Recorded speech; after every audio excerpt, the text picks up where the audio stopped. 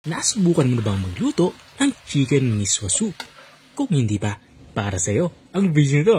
Dahil dito ay magluluto tayo ng chicken miswa soup. Simulan na natin ating pagluluto. Papainit na tayo dito ng kawali. At kapag uminit na ito, lagyan na natin ito ng kaunting mantika.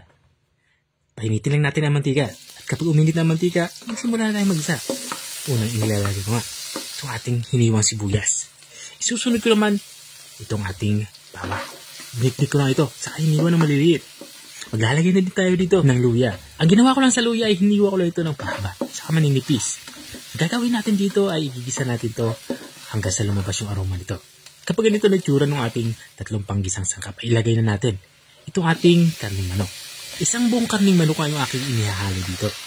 Ang ginawa ko lang dito ay hiniwa ko lang ito ng maliliit. Yung tipong panggisa lang. At this point naman ay ginigisa ko nga ito hanggang sa magkulay light pero ang kulay nito. Tulad na nakikita nyo.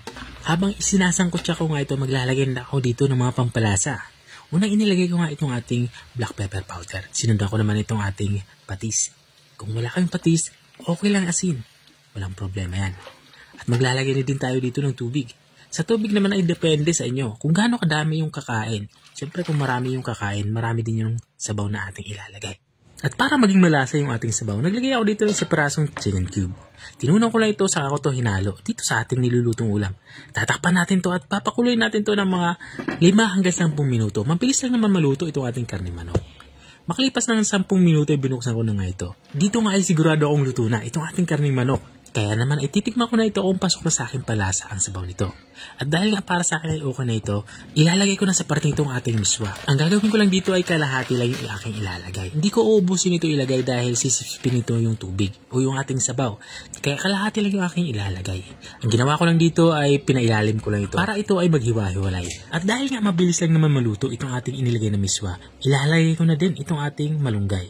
Ito yung magsisilbing gulay natin. Hahaluin ko lang ito pailalim. At this point naman ay halos patapos na nga tayo sa ating pagluluto. Kaya ilalagay ko na din yung ating panghuling sangkap. Mayroon nga tayo dito ilalagay na ceiling green. 2 pirasong ceiling green yung aking inilalagay dito. Tatakpan ulit natin to kahit mga 1 minuto o kahit kalahati ay pwede na. Para maiwasan naman yung ma-overcook itong ating inilagay na dahon ng malunggay sa ating miswa.